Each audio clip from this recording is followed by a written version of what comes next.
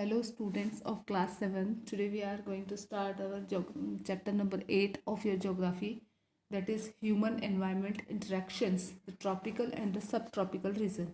Students आज हम आपका ज्योग्राफी का चैप्टर नंबर 8 स्टार्ट कर रहे हैं जिसमें कि ह्यूमन एनवायरनमेंट जो इंस्ट्रक्शंस होता है वो हम देखेंगे ट्रॉपिकल और सब ट्रॉपिकल रीजन में. Reema was very happy that after 4 months Pathak uncle was coming home. Reema बहुत खुश थी क्योंकि 4 महीनों के बाद में जो पाठक अंकल थे वो घर आ रहे थे.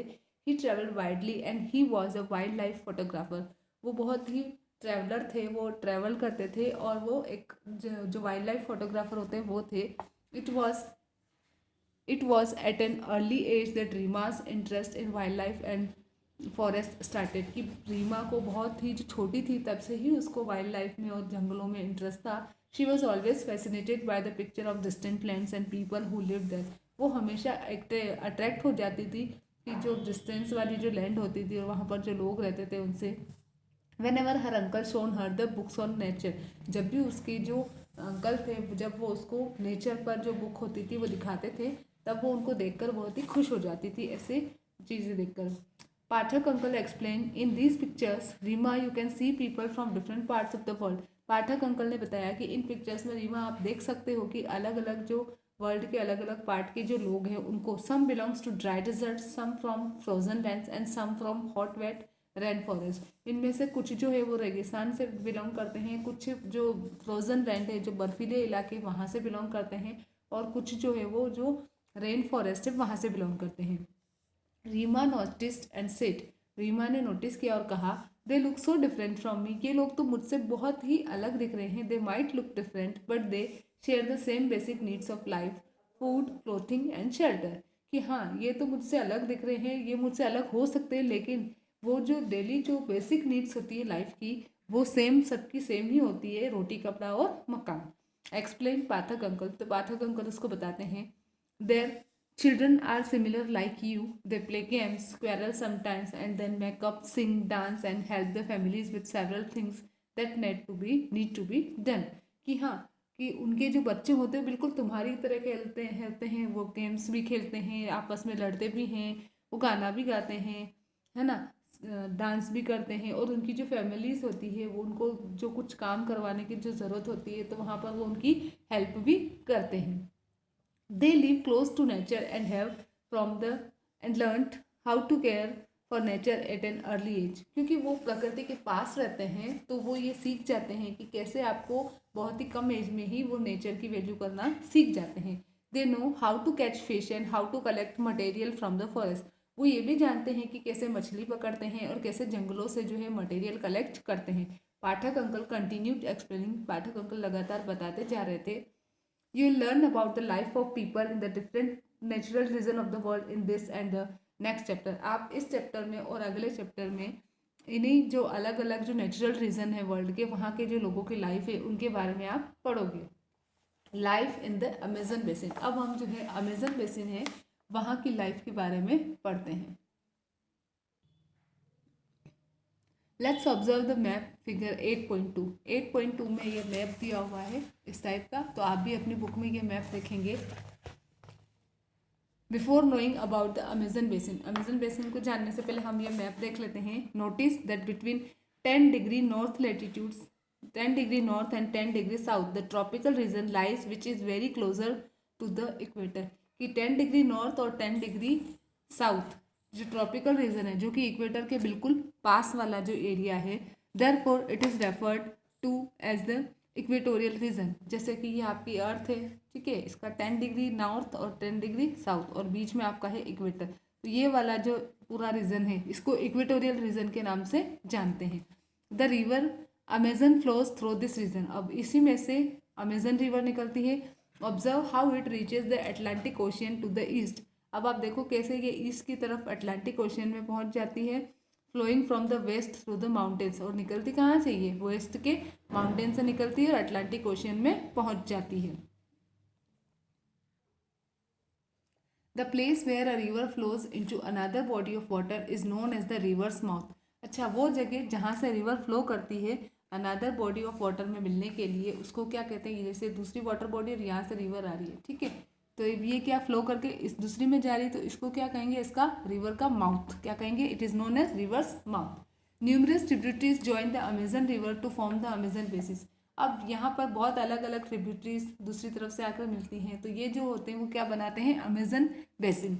The river basin drains portion of Brazil, parts of Peru, Bolivia, Ecuador, Colombia and a small part of Venezuela. ये जो रिवर बेसिन है, अमेजन रिवर बेसिन, इसमें क्या क्या आता है, ब्राज़ील का जो ड्रेन पोर्शन है, पेरू का पार्ट, बोलीविया, इक्वेडर, कोलंबिया और वेनेजुएला का छोटा सा पार्ट, ये सारे जो एरिया है ये मिलकर आपका अमेजन बेसिन बनाता है।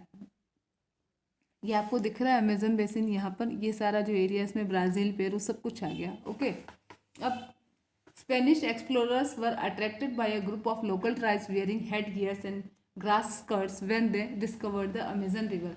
अच्छा, जब अमेजन रिवर की खोज हुई थी तब कुछ जो स्पेनिश एक्सप्लोरर थे वो वहाँ की जो लोकल ट्राइब थी जिन्होंने सर में कुछ पहन रखा था और जो घास की जो स्कर्ट्स पहन रखी थी उसको देखकर वो बहुत ही अट्रैक्ट हुए थे।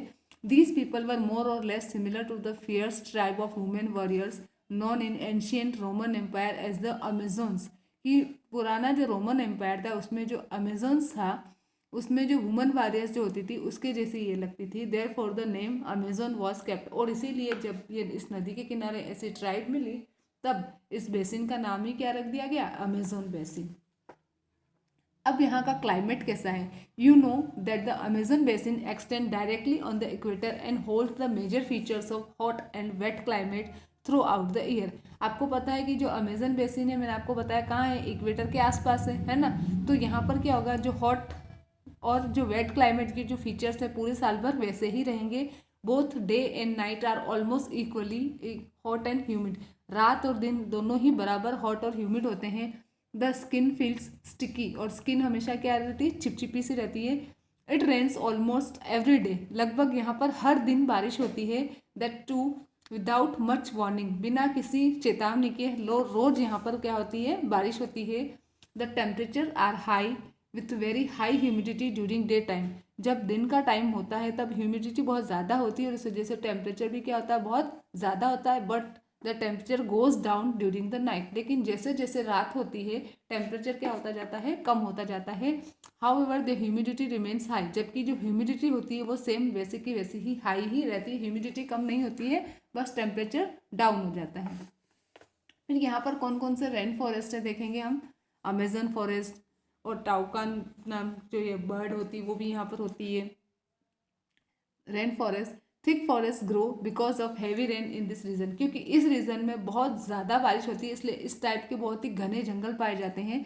देर is no allowance for sunlight to reach the ground as the forest are so thick and dense due to roof created by leaves and branches, क्योंकि यहाँ पर ये जो पत्तियाँ होती है, ब्रांचेस होती है, इनसे लगभग एक छत सी बन जाती है। और जंगल भी इतने घने होते हैं क्योंकि उनमें से इतने घने होते हैं कि बहुत पास पास में पेड़ होते हैं और पास पास में पेड़ होते हैं तो पत्तियाँ वगैरह सब एक साथ एक छत सी बना देती है। और उसकी वजह से जो ग्राउंड लेवल होता है, जो ज़मीन होती है, वहाँ पर सनलाइट जो है वो नहीं पहुँच पाती है। The ground remains damp and dark, कि जो ग्राउंड है हमेशा अंधेरे में ही रहता है। ओनली शेड टॉलरेंट वेजिटेशन में ग्रो इन सच फॉरेस्ट, ऐसे फॉरेस्ट में सिर्फ वही वनस्पति उग सकती है जो कि छाया को बर्दाश्त कर पाए। Orchids, bromeliads grow as plant parasite, यहाँ पर जैसे कि ऑर्किड्स है, ब्रोमलियाड्स है, ऐसे प्लांट पैरासाइट होते हैं। द वैरायटी ऑफ फोना is found in the rain forest, अब रेन फॉरेस्ट में बहुत सारे जंगली जानवर पाए जाते हैं जैसे कि बर्ड्स जैसा जस्ट टाउकेंस, ये इस टाइप की फिगर होती है, टाउकेंस फिगर में दिख रहा है। Humming birds, birds of paradise with their brilliantly colored plumage, oversized bills for eating, make them different from birds found in India। जो इंडिया में जो बर्ड मिलती है उनकी जो ईटिंग जो है, ओवरसाइज बिल्स है जो है ईटिंग के लिए जो होते हैं, वो उनको इंडिया में जो बर्ड्स मिलती है उनसे अलग बनाते हैं। अच्छा, ब्रोमेलियड्स क्या होते हैं, स्पेशल प्लांट्स होते हैं जो कि पानी में भी इनकी पत्तियां रह सकती है। और एनिमल्स जैसे फ्रॉग है वो क्या करते हैं, इनको अपने अंडे देने के लिए यूज़ करते हैं पॉकेट के रूप में। Loud sounds are made by these birds in the forest, अच्छा फॉरेस्ट में इन बर्ड्स के द्वारा बहुत ऊंची आवाज़ की जाती है। Animals like monkeys, sloth and ant eating tapirs are found here. Several species of reptile and snakes also live in this forest. कुछ स्पेशल टाइप के जो रेप्टाइल्स होते हैं, यानी कि रेप्टाइल्स का मतलब ज़मीन पे रेंगने वाले जानवर, और जो कुछ टाइप के सांप होते हैं वो इन्हीं फॉरेस्ट में मिलते हैं। और यहाँ पर टापर्स है, एंट ईटिंग टापर्स है, स्लोथ है, मंकीज है, ये ऐसे एनिमल मिलते हैं।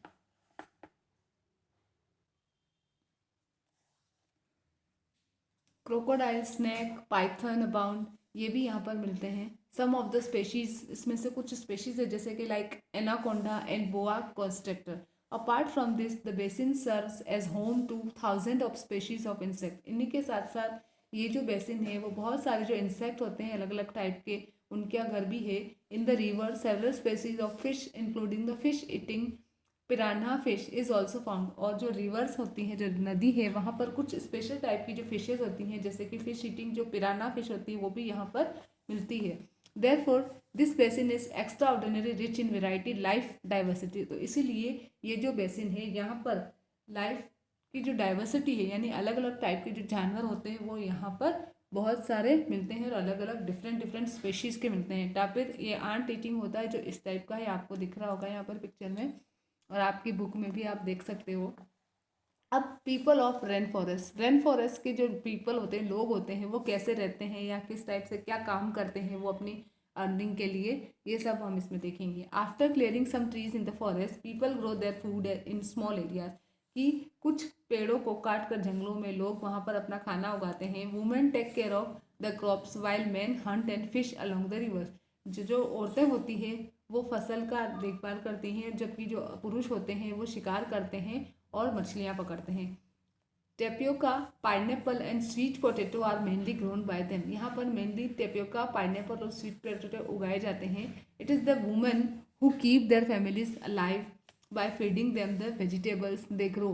कि औरतें ही होती है जो अपने परिवार को जिंदा रखती हैं उनको खाना खिलाकर, जैसे वेजिटेबल्स जो कि वो उगाती हैं। Because at times hunting and fishing are uncertain. क्योंकि जो शिकार करने का जो टाइम होता है और फिशिंग का जो टाइम होता है वो बिल्कुल तय नहीं होता है। Slash and burn agriculture is practice by them. यहाँ पर जो एग्रीकल्चर की जाती है वो स्लैश एंड बर्न एग्रीकल्चर होती है, जो हमारे इंडिया में जिसको जूम एग्रीकल्चर के नाम से जानते हैं।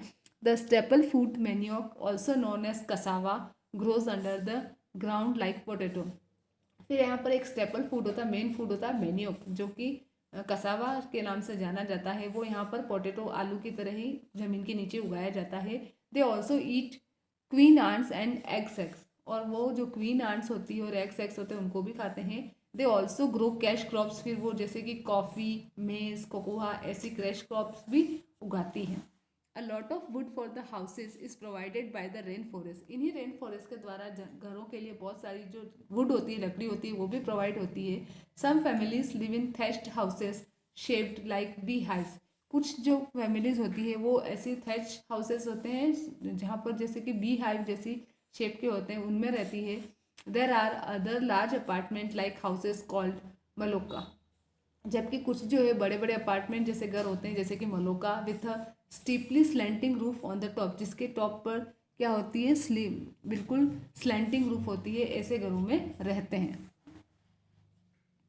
The life of the people of the Amazon basin are slowly changing. अब यहाँ पर जो लोग रह रहे हैं उनकी जो लाइफ है वो धीरे धीरे क्या हो रही है, चेंज हो रही है। Earlier it was only by navigating the river that the heart of the forest could be reach. कि पहले क्या था, ये सिर्फ जो रिवर था उसको नेविगेट करते हुए था, जो कि जंगलों का क्या है, आत्मा है। इन जंगलों की आत्मा क्या है, Amazon river.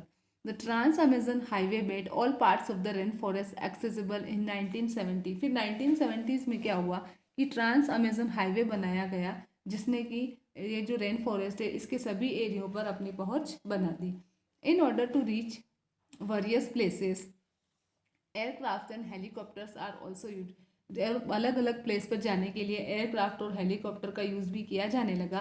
They continued to practice their different ways of farming in the new areas when the indigenous population was pushed out from the area and forced to settle elsewhere. फिर उन्होंने अपने जो अलग अलग जो खेती के जो डिफरेंट वेज थे कंटिन्यू उन्होंने उसको करना जारी रखा नए एरियाज में भी, जहाँ पर उनको क्या किया गया, मूव आउट करवा दिया गया और कहीं और उनको फोर्सली सेटल होने के लिए कहा गया। वहाँ पर भी उन्होंने अपनी जो फार्मिंग के जो अलग अलग तरीके थे वो उन्होंने कंटिन्यू रखे। The gradual destruction of the biologically diverse rainforest were majorly due to the developmental activities.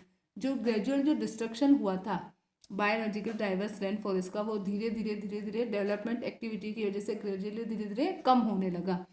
It is estimated that in the Amazon basin a large area of the rainforest has been annually disappearing.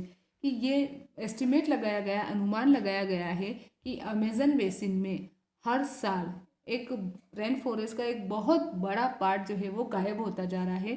This destruction of forest has a much wider implication. ये जो destruction of forest है वो ये जो figure है 8.6, इसमें आप देख सकते हो. The lush forest turns into a barren landscape. जो हरा भरा जंगल था वो एक बंजर ज़मीन में बदल गया है. As the top soil is washed away due to rains. क्योंकि बारिश की वजह से जो टॉप सॉइल है वो धुलकर चली गई. जैसे यहाँ पर आप देखो ग्रेजुअल डिस्ट्रक्शन कैसे हुआ है. पहले तो यहाँ पर इतना जंगल था, फिर धीरे धीरे जैसे ये यहाँ पर पहले घर नहीं थे, फिर धीरे धीरे घर बनाने के लिए और ऐसे यहाँ से कटाई की गई, फिर फॉरेस्ट क्लियर किए गए एग्रीकल्चर वगैरह के लिए, तो ये इतना हो गया. फिर धीरे धीरे कम होता गया. ये बिल्कुल यहाँ पर इंडस्ट्रीज़ वगैरह लग गई और बिल्कुल ही यहाँ से क्या हो गया, जंगल ख़त्म ही हो गया. तो इस तरीके से ये रेन फॉरेस्ट धीरे धीरे डिस्ट्रक्ट होता जा रहा है अमेजन बेसिन का. यहाँ पर आपका पार्ट 1 ओवर होता है. पार्ट 2 जो है वो आपका हम नेक्स्ट वीडियो में स्टार्ट करेंगे.